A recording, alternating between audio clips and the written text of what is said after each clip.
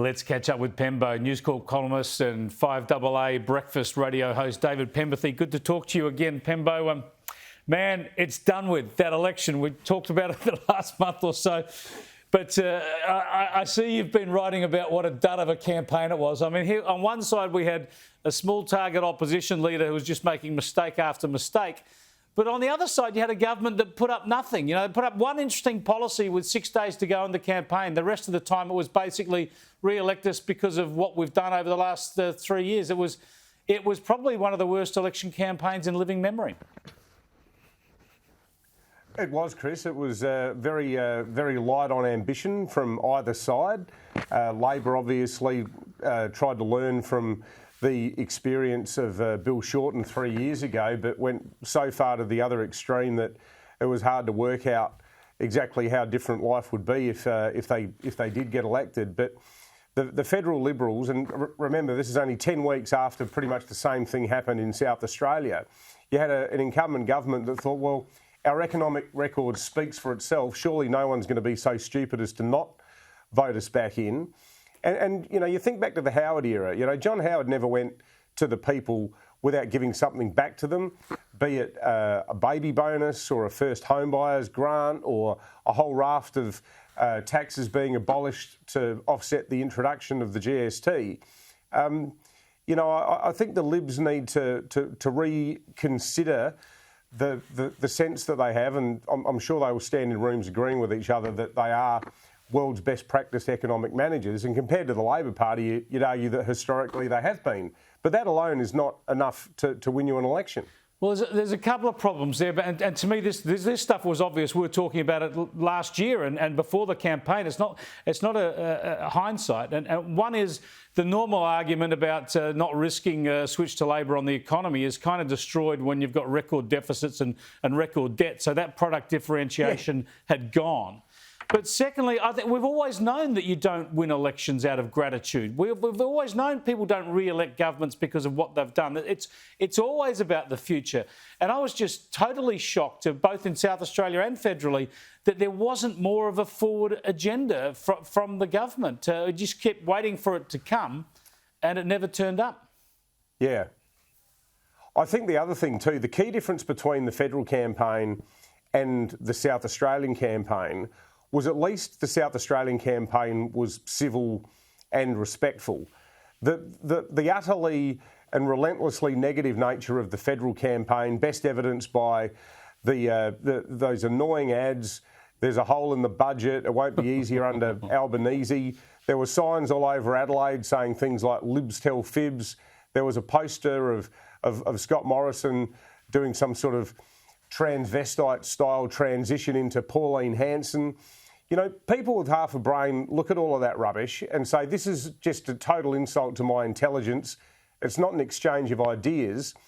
And I think that two things happened as a result, and it was compounded by the fact that Anthony Albanese was so sloppy on his feet. Labor's primary vote didn't go up. It actually went backwards. So there was nothing there that really excited more Australians to vote for them than last time.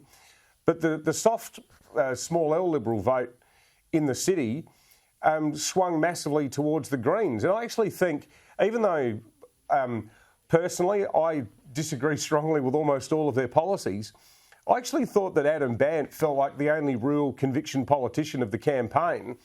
His effort at the press club where he said, "Google it, mate," in response to that question about the economic stats, and then went on a sort of gut reaction tirade about how crap the campaign was. I was listening to that day and I said, I kind of agree. And this guy's, you know, on opposite ends of the political spectrum, apart from on some climate issues, to almost everybody, I think, who went out and voted Green last Saturday in the eastern suburbs.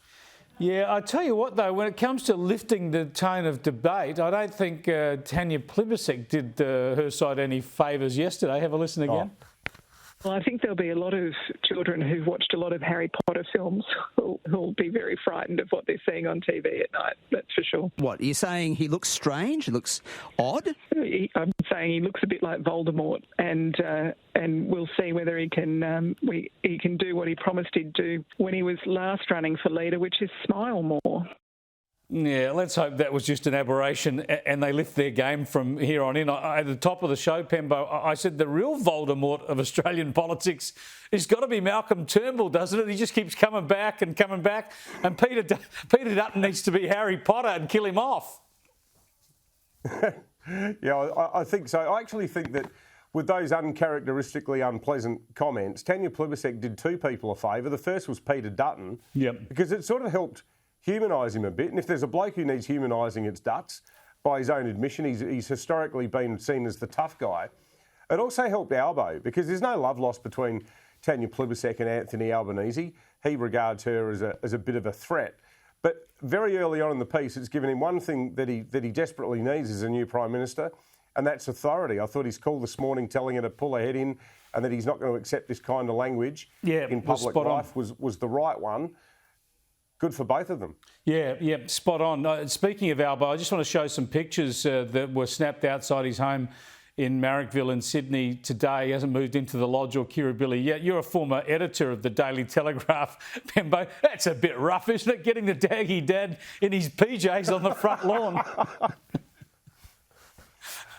He's a public figure, and if he's going to get around Marrickville in a Newtown Jets jumper, he's got to expect those photos will do him no harm. Exactly. I think that there's a great common man touch from those pictures that will hold him in good stead as he tries to reconnect, particularly with blue collar voters, people in seats like Lindsay, who stuck by the Liberal member who you spoke to before.